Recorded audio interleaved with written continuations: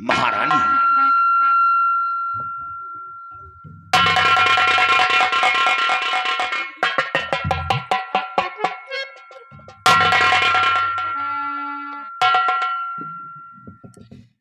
माँ, माँ, मैं आपका बेटा विजय सिंह आ गया हूँ माँ। क्या मेरा बेटा?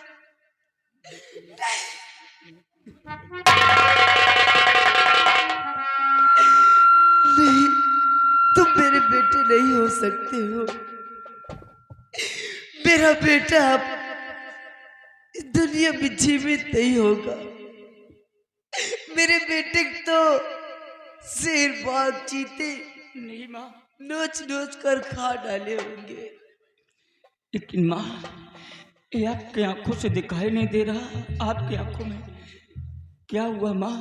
मुझे देखो माँ, क्या हुआ? कैसे देखूं बेटा? क्या हुआ? मैं देख नहीं सकती हूँ। मेरी आंखों को फोड़ दिया गया है।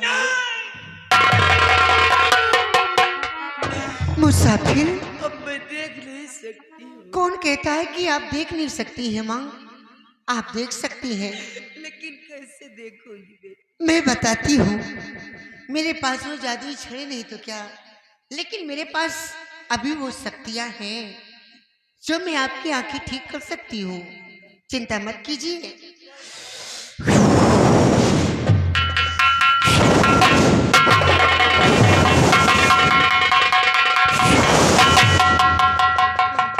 माँ, आप देख सकती हैं। देखिए, तुम्हारा बेटा तुम्हारे समक्ष खड़ा है माँ। देखो, तुम्हारे दीदार के लिए तुम्हारा बेटा रो रहा है माँ। देखो माँ।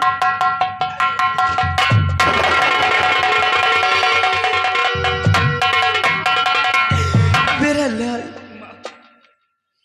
देख बेटा, तेरे जाने के बाद मेरी क्या हाल हो गई है।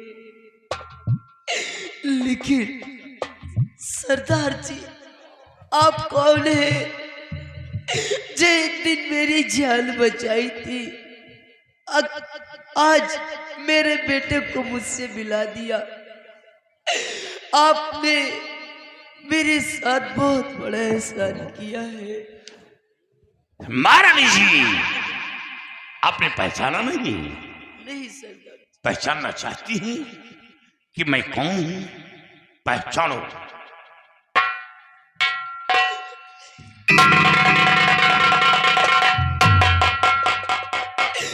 या भगवान, ये मैं क्या देख रही हूँ? कौन सेनापति जी आप? हाँ महाराज जी, मैं वही, मैं अपने मकसद के लिए दर दर की ठोकरें खा रहा हूं। जो मेरे मस्तक पर कलंक का दाग लगा है, दुनिया की नजर में एक खूनी बना घूम रहा और आज तक अपने कातिल का पता नहीं लगा सका। ये तो अच्छा हुआ जब मैं हीरागढ़ की तरफ रवाना हुआ और जंगल के रास्ते से निकल रहा था तो आप उसी जंगल में तड़प रही थी। सही वक्त पर ईश्वर ने हमें पहुंचा दिया, आपकी जान को बचा लिया। नहीं, आपकी मुफ्त में जान जाती। और ये बच्चा एक जादूगर के फंदे में फंस गया था और ये सब बेटी का करामात है जो आपके बच्चे की जान सलामत बची। कौन हो बेटी? सामने आओ। माँ, मैं कोई साधारण लड़की नहीं, मैं परिस्तान की एक परी हूँ। एक दिन इस मृतलोक की सैर करने के लिए आई थी। तभी मैंने क्या देखा कि एक दुष्ट दानव इन्हें मारना चाहा। तभी मैं फौरन आकर के इनकी जान की रक्षा की माँ। और फिर मैं इन्हें लेकर परिस्तान लेकर चली गई थी। इन्होंने मुझसे बताया कि मेरे और माँ और बाबूजी पर बहुत बड़ा कष्ट आया है। फिर मैं इन्हें फौरन लेकर अपने परिस्थान से तुम लोग की धरती पर आ गई। यहाँ पर पहुँचते ही वो तांत्रिक फिर आकर हमें मारना चाहा। मैं बेबस हो गई थी माँ जी, क्योंकि मेरे पास वो जादुई छड़ी नहीं थी। मैं अपने राजमहल में ही भूल आई थी। ये तो हमारे धन्य भाग थे जो दादाजी वहाँ पर आ गए। अगर ये नहीं आ जाते तो आज ना जाने क्या हो जाता।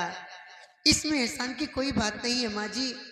अरे एहसान करना, कष्ट हरना, ये तो हमारा खानदानी पेशा है माँ। हम लोग किसी के कष्ट को देख नहीं पाते हैं। हाँ माँ जी। बेटी, अगर जो आज आप नहीं होती तो शायद मेरी आंखों की रोशनी कभी वापस नहीं मिलती मुझे। ऐसा क्यों सोचती है माँ? मारने वाले से बचाने वाला बड़ा होता है। अगर ईश्वर चाहेगा तो कुछ नहीं होगा माँ। हाँ बेटी, लेकिन सेनापति जी, जैसे आपने हम लोगों की रक्षा हमेशा करते आए, एक छोटी सी मदद और कर दीजिए। मेरे स्वामी जी को वह दरिंदे लोग कैद करके जेल में डाल दिया है। मेरे स्वामी को बचा लीजिए, नहीं वो लोग मार डालेंगे। महारानी जी, आप घबराई नहीं, मैं वही अमर सिंह हूं। जब सर पर ताज पहना सकता हूं तो फिर रक्षा भी कर सकता हूं। अगर नाहर सिंह के जिस्म में एक खरोच आया तो मैं उसके जिस्म के सारा लहू निकलवाकर बाहर करवा दूंगा। आप घबराए नहीं, आप तैयारी बनाए और मैं इसी वक्त हीरा करके किले पर चढ़ाई करता हूं और जौहर सिंह को कुत्ते की मौत मारूंगा, कुत्ते की मौत। दादाजी, अगर इजाजत हो तो मैं भी आपके साथ चलूं दादाजी। चलो बेटी। और मैं भी देखूं कि कौन से इतने बड़े नालायक कमीने हैं, बदतमीज इंसान, जो माँ जैसी माँ को इतना बड़ा कष्ट दिए हैं। ठीक है बेटी, तैयारी बनाओ। चलिए दादा। साथियों चलो, आओ।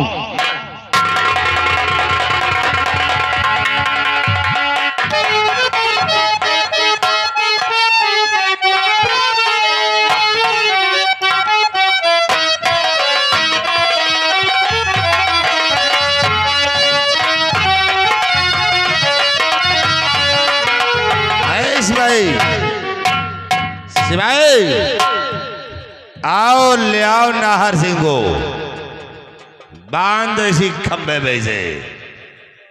आओ नाहर सिंह, कहो किस हाल में हो? और छोटी रस्सी करो, छोटी रस्सी करो।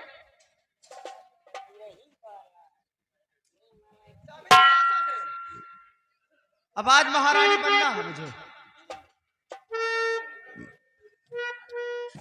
नाहर उतर गई गर्मी सारी।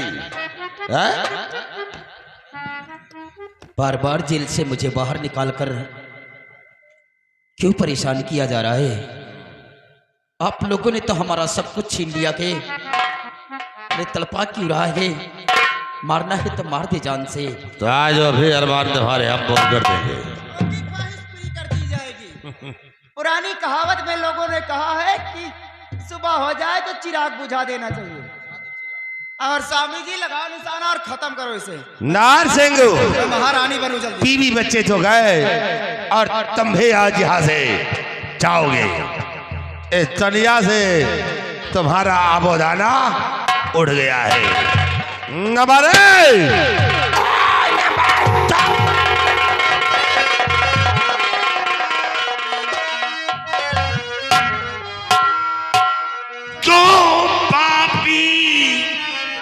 धमका रहा बाजी नुक्ते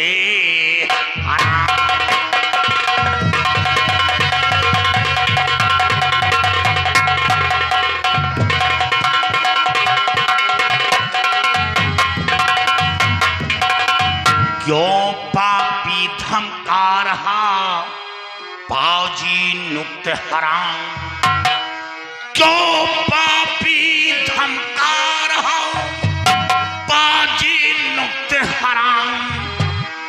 और खौफ नहीं खाया जरा बन बैठा सुल्तान।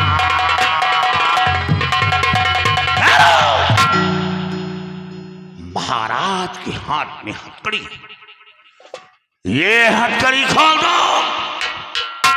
कौन हो तुम? पीघर का खूखार डाकू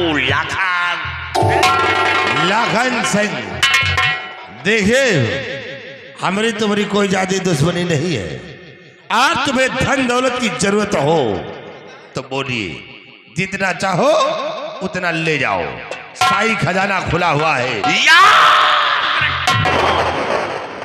जौहर सिंह, डाकू को धन भी चाहिए और साथ साथ जान भी चाहिए। जान लेने से क्या पाओगे? धन दौलत ले जाओ, ऐशो आराम करोगे।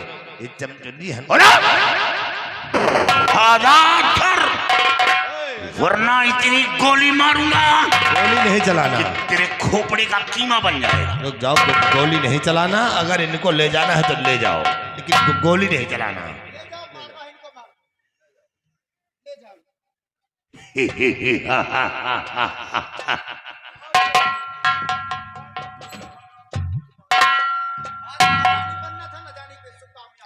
ऐ नेकी के फरिश्ते, आप कौन है जो कि इस वक्त आकर इन दरिंदों से हमारी जान को बचाए हैं? महाराज, आपने पहचाना नहीं? पहचानना चाहते हैं आप? जी हाँ। पहचानो, पहचानो कि मैं कौन हूं।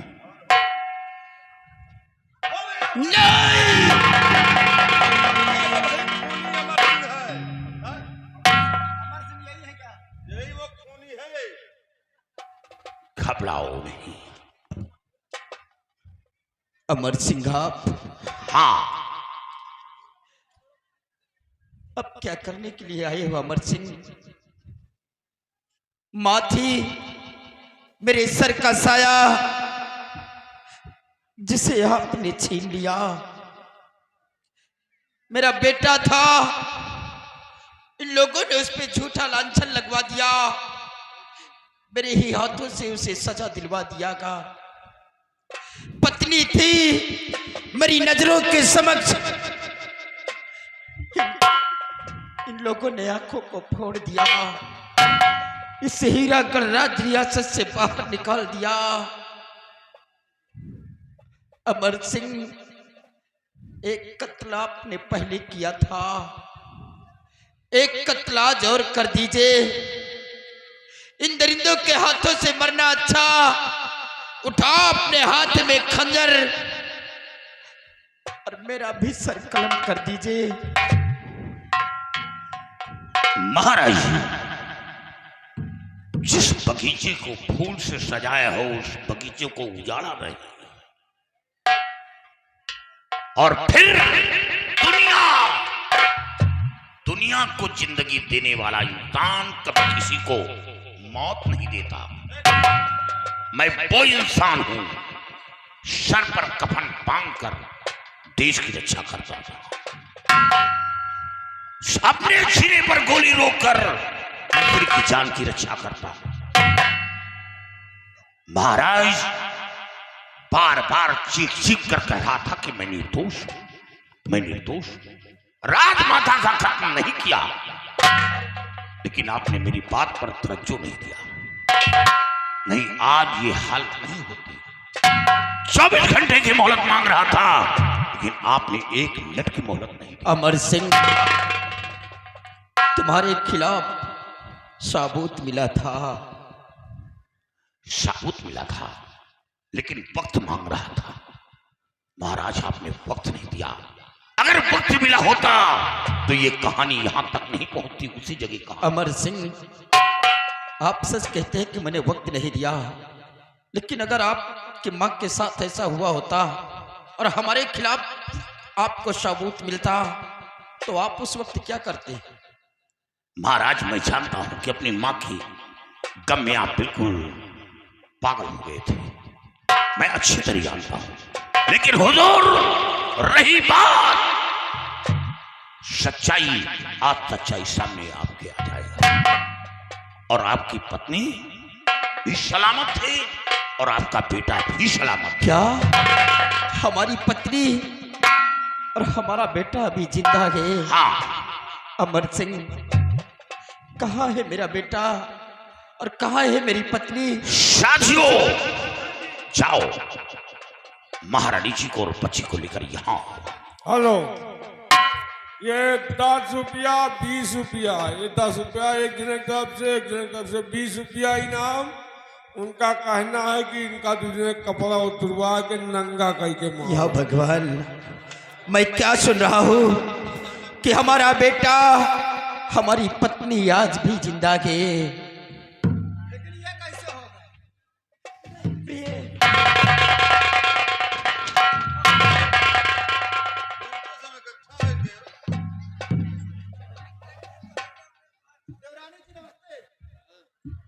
लेकिन प्रिय, ये मैं क्या देख रहा हूं कि इन दरिंदों ने तो हमारी नजरों के समक्ष तुम्हारी आंखों को छीन लिया था, फिर आपकी आंखों में रोशनी कैसे आई? हाँ स्वामी जी, मेरी आंखों को छीन लिया गया था, लेकिन धन्यवाद तो है देवी जी का कि जिनकी वजह से आज मेरी आंखों की रोशनी फिर से वापस मिल गई है। क्या देवी, बेटी सामने आइए। जी, कौन है आप और कहाँ की रहने वाली है? राजन, मैं परीलोक की रहने वाली हूँ। मैं एक परी हूँ। धन्य हो बेटी, आज आपने हमारे परिवार की रक्षा की, हमारी पत्नी की आंखों में तुमने दोबारा रोशनी वापस लाई। हम आपको बार बार नमन करते गए।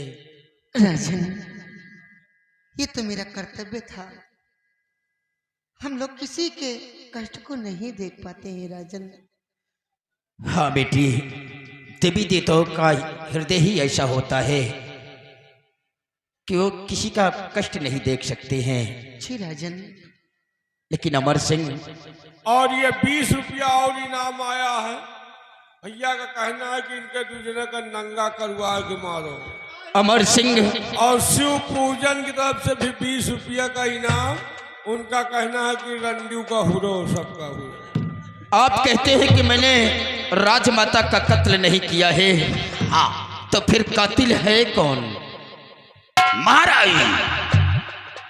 अगर कातिल बाहरी होता तो खोज निकालता, वो आसानी से मिल जाता है। लेकिन जब करीबी होता है, जिस पर लोग शक नहीं करते, तो फिर ढूंढने में कठिनाई पड़ती है।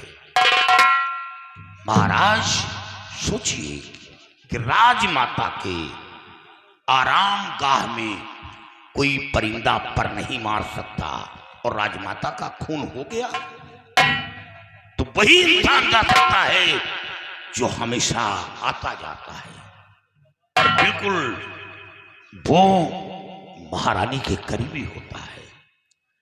और अभी अभी वो परिंदा, वो कीड़ा यही पल रहा है। अगर आप हुक्म दें तो मेरे मार से तो मुर्दे बोलने लगते हैं। ये तो इंसान है। अमर सिंह, उस दिन तो मैंने तुम्हें वक्त नहीं दिया था, लेकिन आज हम तुम्हें वक्त देते हैं और हुक्म देते हैं कि सिर्फ एक बार मेरे माँ के कातिल को हमारे समक्ष ला दो। हम अपनी हीरागढ़ रियाया के नजरों के समक्ष उसको कुत्ते की मौत मारेंगे। बहुत ठीक महाराज। साथी हो, जरा हंटर लाओ। ये हंटर क्या होगा भैया? ये समझावन नाम है। स्वामी जी, मैं महारानी कब बनूंगी? घबराओ नहीं, महारानी बनोगी, स्नान कराओ जाएगी और अर्थी भी सजाई ऐसा जा करिए, रही आप है। लोग बातें करिए, मैं देवरानी जी को और बेटे को जरा चल इसके जाता हूं। सिंदूर को देखो तो। अरे राम राम। कोई गड़बड़ी है क्या? दोनों का भाई मोट ज्यादा है तो दू जने का है ना, आधे वाला। दूसरा कौन है? महारानी बने हो तो वादा है। महारानी बन जाऊंगी तब, अभी कहाँ हाँ बनी? तो बने ही वाली अब है। बनने जा रही है। हाँ तो व्यवस्था करो। तो ये हाल, जिस हवेली जिस हवेली को एक मंदिर की तरह समझा गया, आज उस हवेली के अंदर रंडियों का पठारी हो गया। ये सब ऐसा हो गया, और काहे साजे खेती है, इसीलिए तो बंटा ढार हो गया। चाहे ये जोते चाहे हम जोती।